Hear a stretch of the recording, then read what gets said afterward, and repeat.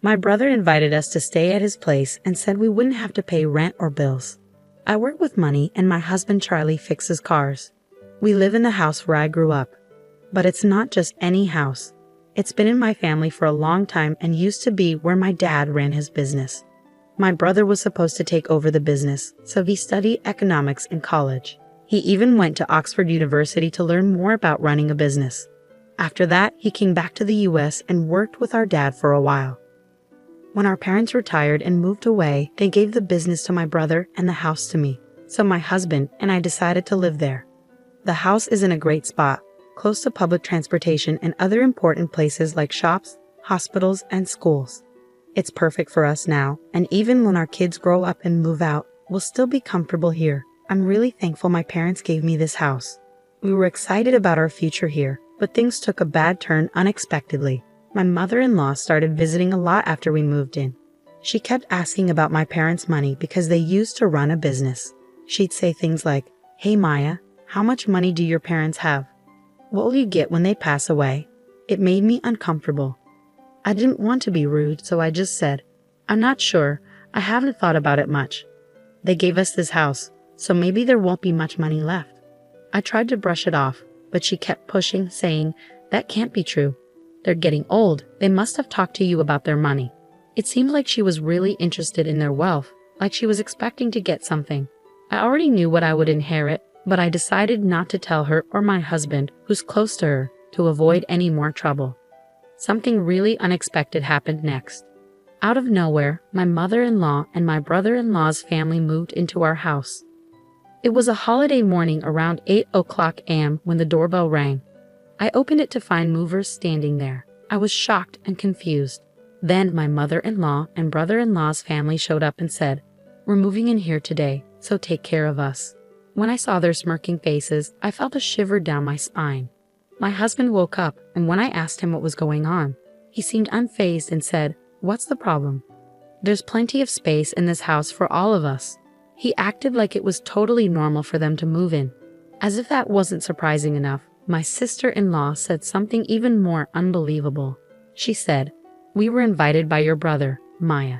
He said we don't have to pay rent or bills, so we're counting on you." Then my brother-in-law started barging into rooms without asking and said, "This room gets good sunlight, so we'll take it, Charlie. Move all the stuff out into the hallway." I felt really dizzy after all this happened. This is my house, but they're acting like they own it, opening doors and claiming rooms. My mother-in-law and sister-in-law's family have been pretty rude for a while, especially my sister-in-law, who even went through my bag without asking.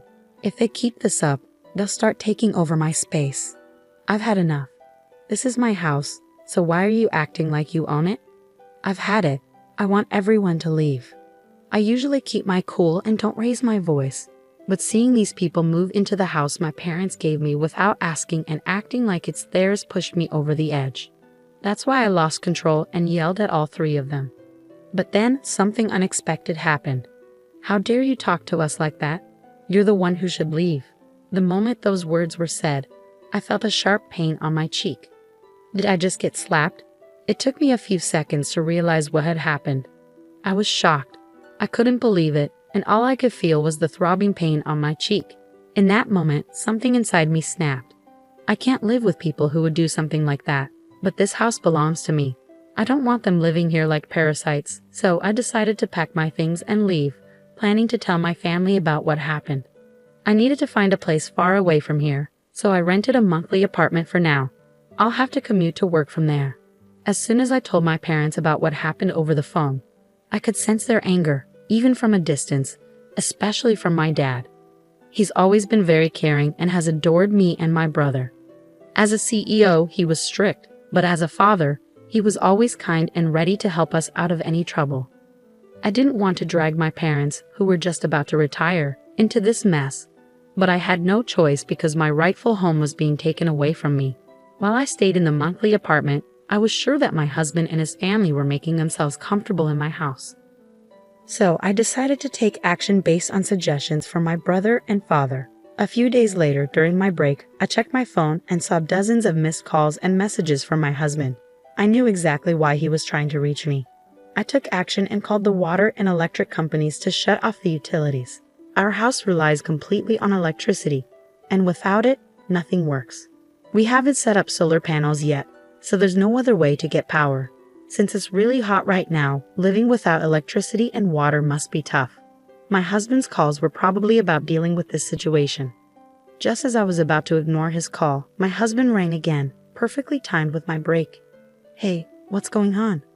"There's no power, and the water isn't running." "Did you cut off the electricity and water?" I could tell from his voice that he was in a panic. The house belongs to me, so now that I'm not living there, it wouldn't make sense to keep the electricity and water running, right? That's why I have them shut off. If I kept the utilities on, I'd have to pay the bills even though I'm not living there. I can't agree to that, so I naturally had them turned off. When I explained this to my husband, he got really angry and insisted that I turn the services back on right away. But just because he wants me to doesn't mean I'm going to agree. I get it. If they want to renew the services, they should pay for it themselves. But whenever this comes up, they always say things like, "It's your house, so you should foot the bill." Their words and actions don't match. Anyway, I have no plans to renew the contract or tell them to leave the house immediately. I simply hung up the phone after saying that as my break was ending. Later on, my mother-in-law, sister-in-law, and brother-in-law all called me saying the same thing. They wanted me to reconnect the electricity and water because their room was too hot and uncomfortable, and it was inconvenient without water. But these were their problems, not mine. After listening to their complaints, I told them to deal with it themselves and hung up. I thought they were just being greedy and hoped they'd give up and leave soon. Even after a week went by, there was no sign of them leaving. So I decided to take stronger action. I talked to a lawyer from my father's company about the situation and asked him to send a notice to my husband.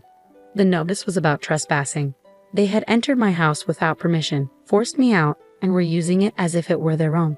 I warned them that I was considering taking legal action against them for this. Why did I receive this document from a lawyer? Did things really have to escalate this far? My husband, who seemed surprised and panicked by my actions, came to me seeking a resolution. Knowing how much they care about their reputation, the thought of being sued would be really stressful for them. They definitely don't want to deal with a lawyer, but they also don't want to give up their current lifestyle.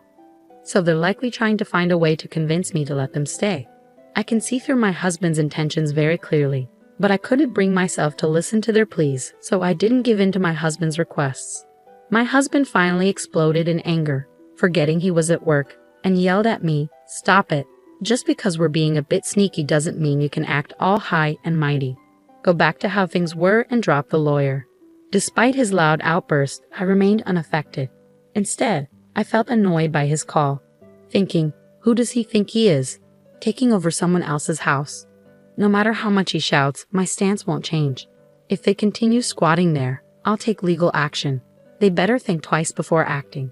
Even as my husband continued yelling over the phone, I ignored him and hung up. It felt like a waste of time. I had already discussed divorce with my lawyer. When I got home, I saw missed calls from my mother-in-law and sister-in-law, but I knew they'd only try to settle things. I didn't want to waste any more time, so I blocked their numbers to avoid further calls. After the threat of legal action, my husband's prideful family couldn't bear the thought of being sued. They packed their bags and left the house. With the lawyer's help, the divorce negotiations went smoothly. I arranged for a cleaning service to come in, and finally, I returned to my sparkling clean house. While living separately from my husband's family and then in a monthly rental was comfortable, nothing beats being back in my own home. However, I noticed that the house needed some renovations in certain areas.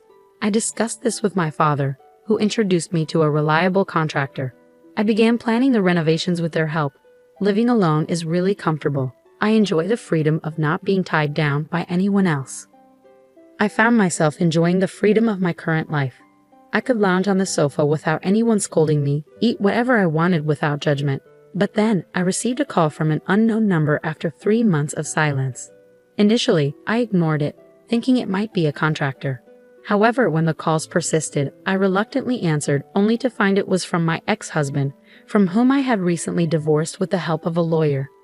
We had made a pact to never contact each other again. So why was he calling now, especially after changing his number? We had agreed through our lawyers to stay apart for good. There was nothing left to discuss, so I asked him not to contact me again. Just as I was about to hang up, he pleaded, "Please just listen to me for a moment. I'm begging you." Despite my reluctance, he began speaking without my consent. It turned out his company was facing a severe financial crisis and they had decided to reduce his salary. Moreover, my mother-in-law's health was failing, rendering her unable to work. My sister-in-law and her husband couldn't contribute much to the household expenses due to his unstable job situation. Although my sister-in-law was working multiple part-time jobs, most of her earnings were going towards paying off her husband's debts. My ex-husband was struggling to make ends meet, and with his salary cut, things were only going to get tougher.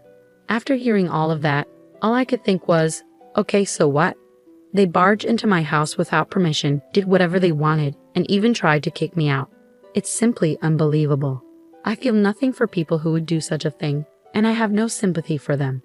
Even if you tell me about their troubles, it doesn't change anything. They're your family, you should deal with it yourself. There's nothing I can do about it. My ex-husband started to panic even more at my words. Don't say that. We're in serious trouble. We won't even be able to pay the rent for our apartment and will struggle to buy food tomorrow. We used to be a family, right? Please help us, he pleaded, almost in tears.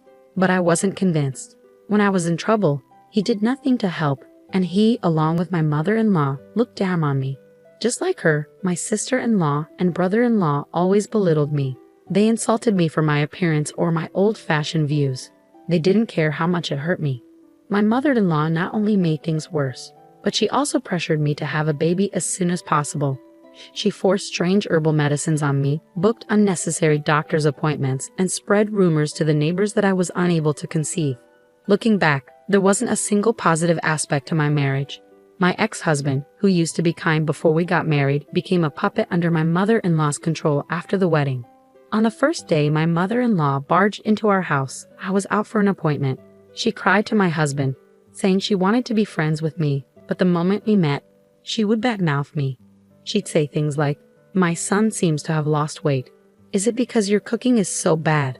Whether we were at home or out, my sister-in-law and brother-in-law would join in, laughing at me. I can't deal with people who behave like this anymore. No matter what you say, my feelings won't change. I can't help you guys, so I'm going to hang up now. And please never contact me again. With that, I finally hung up the phone and blocked the new number. Knowing my ex-husband, he might change his number and try to contact me again. So I decided to change my phone number at the store over the weekend. But before that, those four broke the promise made through the lawyer and suddenly showed up at my house at 11 o'clock p.m. "Open up, let us in, and take care of us. We're family, you should help us." They were banging on the door, yelling loudly without considering the late hour. "What's going on at this time? Please go back home, you're disturbing the neighbors." When I went to open the door, they seemed ready to force their way in. So I tried talking to them through the intercom, but they didn't care. They continued banging on the door and causing a commotion. I couldn't believe I was dealing with people behaving so recklessly. I felt overwhelmed and considered calling the police when I heard sirens approaching from outside. It seemed a neighbor had taken the initiative as soon as they heard the police sirens. The group, startled, thought I had called the police and attempted to flee. However, with a crowd gathered, escape wasn't an option. Consequently, they were escorted to the police station by the responding officers. I was questioned about the incident and I explained everything that had transpired. News of my ex-husband and his companion's actions spread rapidly in the neighborhood.